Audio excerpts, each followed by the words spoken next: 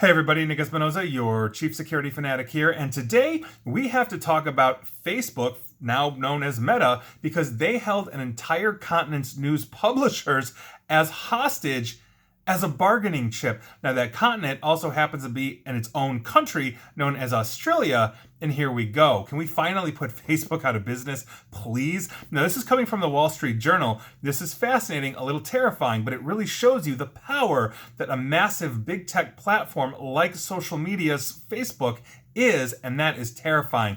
And here's something for the record that you probably heard of. I know I talked about this, but didn't realize just how intense Facebook went against the Australian government. I didn't know this either. This is pretty shocking. Now, last year, when Facebook blocked news in Australia in response to potential legislation making platforms pay publishers for content, it also took down the pages of Australian hospitals, Australian emergency services, and Australian charities. They publicly called the resulting chaos that obviously had ensued as quote-unquote inadvertent. Now, internally at Facebook, obviously now known as Meta, this preemptive strike was hailed as a strategic masterstroke.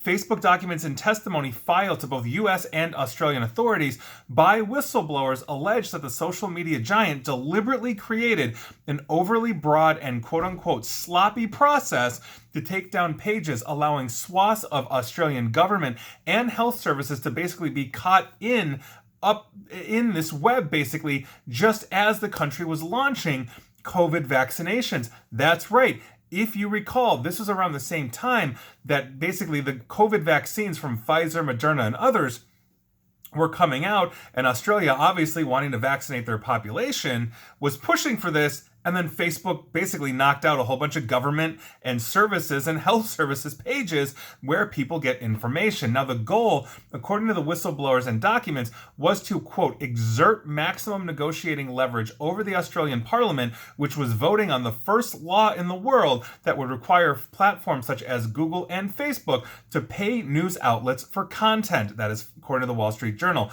Now, despite basically saying it was targeting only news outlets, Facebook deployed an algorithm for deciding what pages to take down that it knew it was certain to basically affect more than just publishers, according to the documents and people familiar with this situation talking to the Wall Street Journal.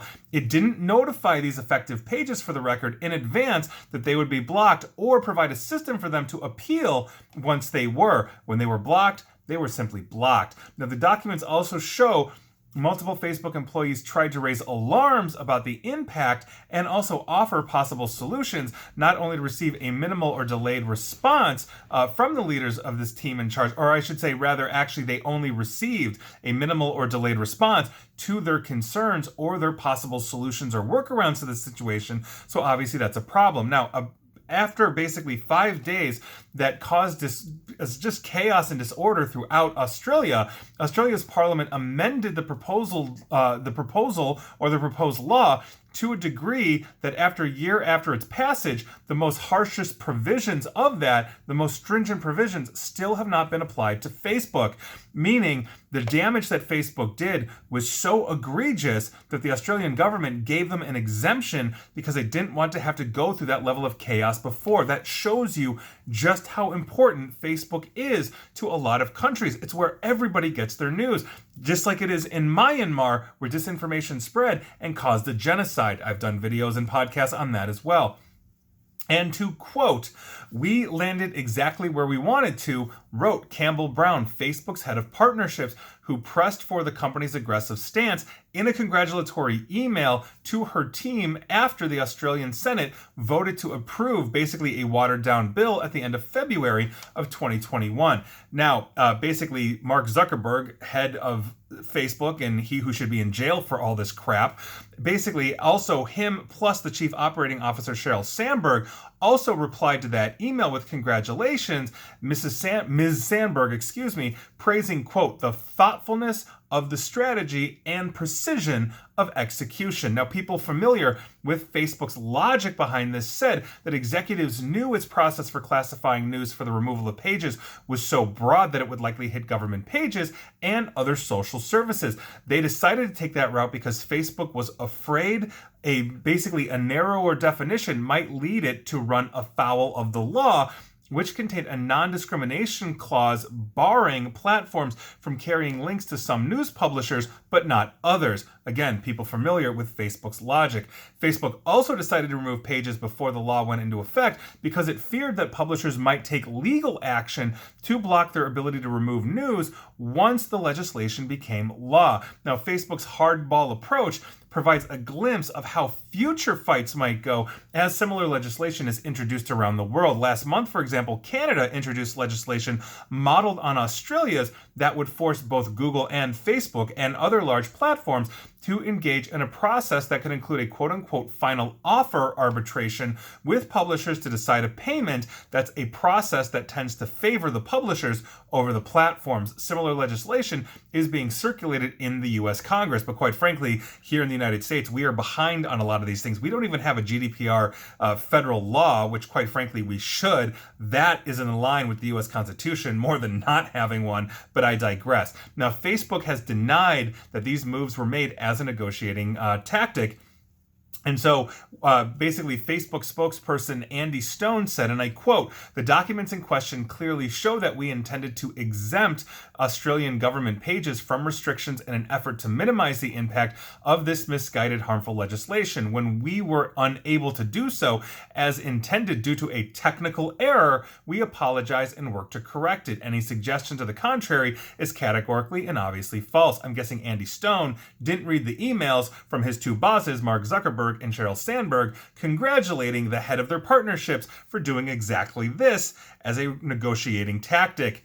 Oops. Now, Facebook felt that it needed a broad tool because the law didn't define exactly what news is, and again, that is according to Mr. Stone. That seems obviously vague, and it seems like it's positioning Facebook to be like, well, we didn't know, so we did what we thought was best, and our bad. Oops, sorry about the chaos, Australia. That's essentially what I'm hearing here. Now, the whistleblowers also said that the intent of the project, basically as a negotiating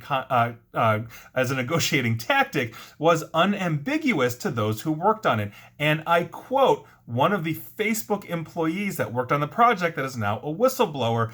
"It was clear this was not us complying with the law, but a hit on civic institutions and emergency services in Australia." Now, in the complaints filed with regulators, Mr. Tai, basically, he's the leader of Whistleblower Aid, who represents these whistleblowers. He also represented Facebook whistleblower Frances Haugen, who basically confirmed everything that I've been talking about for years, as well as others. Now, Mr. Tai, this representative, alleges, quote, "a criminal conspiracy to obtain a thing of value, namely favorable regulatory treatment." Now, instead of using Facebook's long-established database of existing news publishers called News Page Index, meaning they actually knew the publishers because they have something called News Page Index around the world, they basically they created a newly assembled team, and they developed a crude algorithmic news classifier that ensured that more than just news sites or news Facebook pages would be caught basically through this algorithm, through this net,